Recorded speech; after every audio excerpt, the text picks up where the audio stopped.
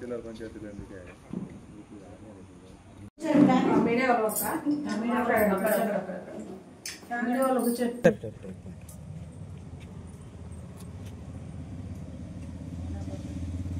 నా పిల్లలు అక్కడ కూడా ఇంట్లో కూడా లేరు. కమిటీ వాళ్ళు వెళ్ళినా అక్కడ పిల్లలు లేరు అంటున్నారు. కమిటీ ముందు కూడా పిల్లల్ని తీసుకురావట్లేదు. నాకు 3 బాబులు ఎక్కడున్నారో ఇప్పటి వరకు ఆ కమిటీ నాకు ప్రాపర్ ఇన్ఫర్మేషన్ ఇవ్వలేదు. నన్ను తీసుకెళ్ళి చూపించలేదు. వాళ్ళని తీసుకొచ్చి నాకు చూపించలేదు. కలెక్టర్ దగ్గర నుంచి కూడా నేను పర్మిషన్ తీసుకొచ్చాను.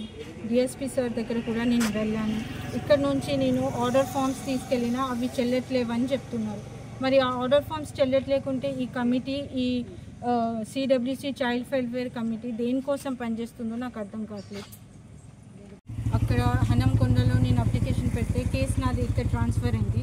ఇక్కడ ఒక 10 డేస్ నుంచి నా పిల్లల్ని ఒక 1 అవర్ కలవడానికి ఇన్ని ప్రయత్నాలు నేను చేసిన. కలెక్టర్ దగ్గర నుంచి ఆర్డర్ వచ్చిన, ఇక్కడ బెంచ్ నుంచి ఆర్డర్ తీసుకెళ్ళిన ఈ ఆర్డర్ చెల్లట్లేదు. ఈ కమిటీ వల్ల నాకు ఎట్లాంటి హెల్ప్ లేదు.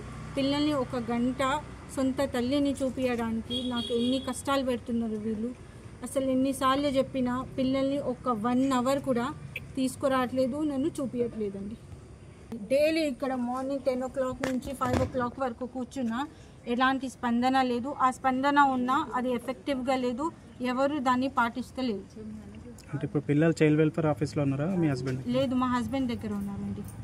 దయచేసి నేను మీడియాని ఏం కోరుకుంటున్నానంటే మీ ద్వారా అయినా నాకు న్యాయం జరగాలి. నా పిల్లల్ని నేను కలవాలి. నా పిల్లలు నాకు కావాలి. శేషగిరి నగర్కి సంబంధించి ఒక కపుల్స్ ఫ్యామిలీ డిస్ప్యూట్స్ వల్ల ఒక 5 నెలల నుంచి విడిపోయి ఉంటారు. వారికి 3 మగపిల్లలు, 3 కూడా మైనర్స్. ఆ క్రమంలో ఫాదర్ దగ్గర పిల్లలు ఉంటారు. ఈ మదర్ 12th మార్చ్ రోజు 2025 మన హన్మకొండ కలెక్టర్ గారికి ఒక దరఖాస్తు చేసుకుంటుంది. సార్, నా మ్యారేజ్ ఇట్లా ఫలానా కొత్తగూడెంలో అబ్బాయితో అయింది. మా ఇద్దరికి డిస్ప్యూట్స్ వచ్చి మా పిల్లలు ఆయన పర్యవేక్షణలో ఉన్నారు. నాకు పిల్లల్ని ఇప్పించండి అని చెప్పి ఒక దరఖాస్తు చేసుకుంటుంది. అటు దరఖాస్తుని హన్మకొండ కలెక్టర్ గారు అక్కడ ఉన్నటువంటి చైల్డ్ వెల్ఫేర్ కమిటీకి ట్రాన్స్ఫర్ చేస్తారు.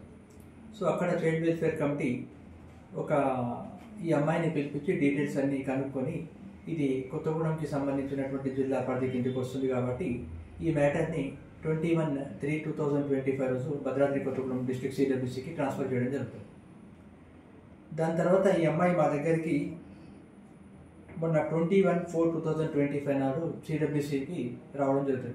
భద్రాద్రి కొత్తగూడెం జిల్లా సిడబ్ల్యూసికి అక్కడ ఉన్నటువంటి ట్రాన్స్ఫర్కి సంబంధించినటువంటి డీటెయిల్స్, వారు ఇచ్చినటువంటి కవరింగ్ లెటర్ అది మాకు ఇవ్వడం జరుగుతుంది.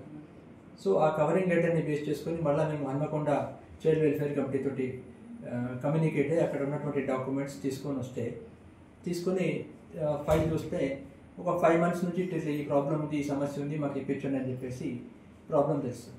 సో వెంటనే ఈ ఫాదర్ ఎవరైతే ఈ అబ్బాయి ఉన్నాడో ఆ అబ్బాయికి చైల్డ్ వెల్ఫేర్ కమిటీ ద్వారా పిల్లల్ని చైల్డ్ వెల్ఫేర్ కమిటీకి ముందు ప్రొడ్యూస్ చేయండి అని చెప్పి ఒక ఆర్డర్ ఇవ్వడం జరుగుతుంది. సో దాన్ని బేస్ చేసుకొని ఆ పిల్లగాడు ఈ రోజు నేను రాలేను, నాకు కొంచెం సమయం కావాలని చెప్తే ఫర్దర్ పోస్ట్పోన్ చేసి ఆ డేట్ నాడు ఆ రోజు రాకుండా నెక్స్ట్ డే నాడు వస్తా అని చెప్పి ఒక లెటర్ రాసి ఇవ్వడం జరిగింది. దాని తర్వాత కూడా వేరే ఇష్యూస్ వల్ల పిల్లగాడు ఇక్కడికి అటెండ్ తీసుకెళ్ళలేకపోయినాడు పిల్లల్ని.